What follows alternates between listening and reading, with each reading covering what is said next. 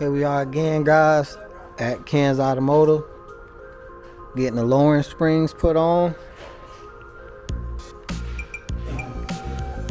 Gonna see how low we can get this baby. I don't want it too low, and I'm gonna show you guys the lowering springs right here. I wanted the VTF lowering springs, guys, but I received these springs as a birthday gift. These are the 1.3 drop springs, front and rear. So this is what I'm gonna roll with. If I don't like it, then I guess swap to a different spring. But these rear links right here, since it's air shocks on the back, guys, these have to be 65 millimeters, as you can see here, to get the correct drop. And I measured them myself. They didn't come pre-measured out of the box, so I hope I measured them right. But I'm gonna have Mr. Kenny check to make sure before we put them on, and then it just comes with the front springs, guys. So this is it. This is the only thing that goes in the back right there, and it'll drop. But it says it's supposed to be 65 millimeters from there to there. And all right, you can measure that. Okay, and then the front. So we're gonna see how low we can get, guys. 1.3 drop should look good on this baby. More aerodynamic, better handling. All right, guys, to get to the front shocks, guys, you gotta pull this little cover out back here on the firewall, and then you can get right to the bolts here, 1, 2, and 3. And over on this side, we got to do the same thing to get to them over on this side. But in the back, it's super easy, guys, in the back, because it's a little link back here that I'm gonna show you, that you just replace this link and the back lowers on its own, because it's air suspension back here, and it's not a shock back here at all.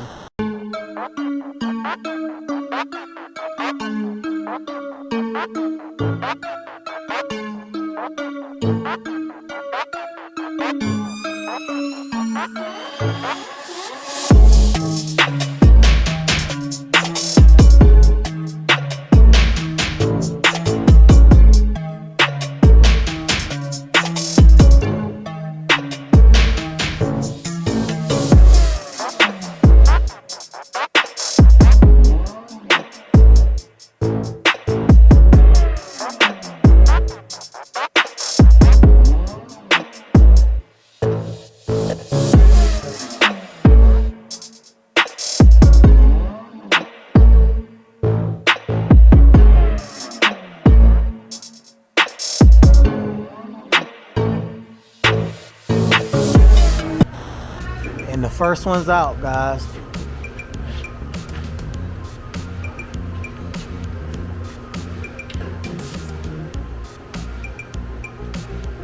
Have to take a loose this A-arm, well, the spindle here from this upper control arm, and this whole, I guess, piece here, the whole spindle leans forward, and it's very easy to get the front shock out once this spindle is leaning forward, guys.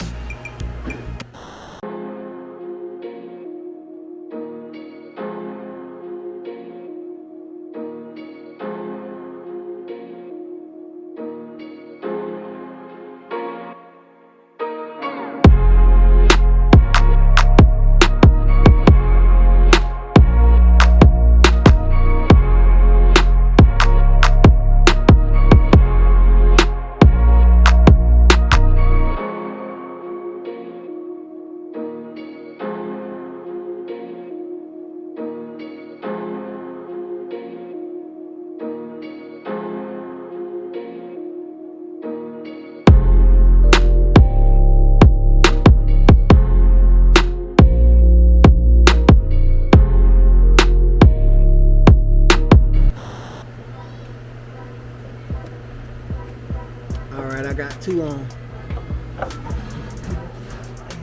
Tighten it some more.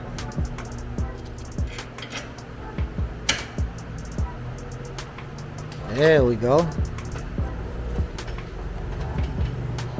The springs match the brakes now. Nice. Alright, guys, we got this side on. So I'm not gonna bore you with the other side because it's gonna be the same process on and off.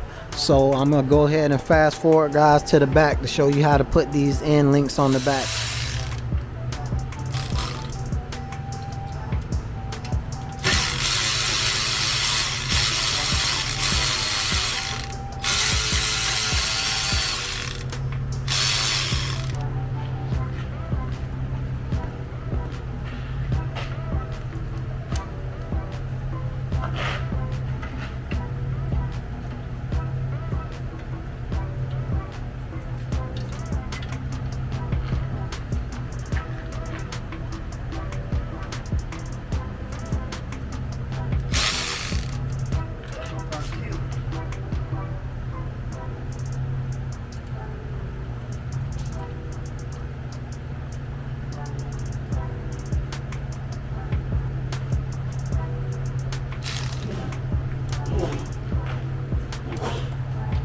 Bless you.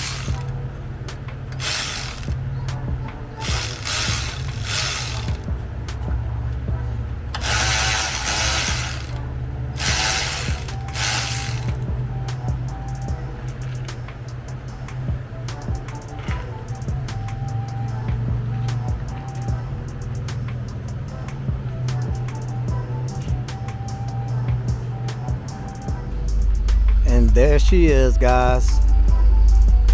What do you think?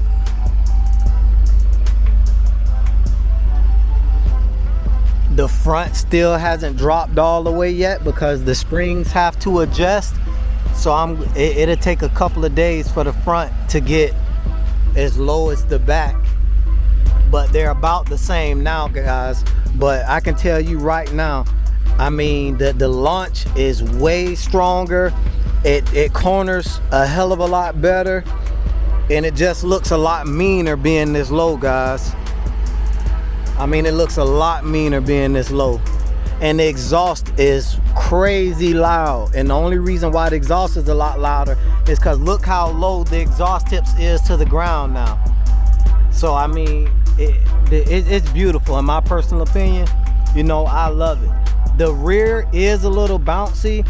You know, all right, guys, the back is a little bouncy because you have to wait until the front springs actually settle, because the car with the X5 and the X6 is raked from the factory, meaning that the front sits lower than the back.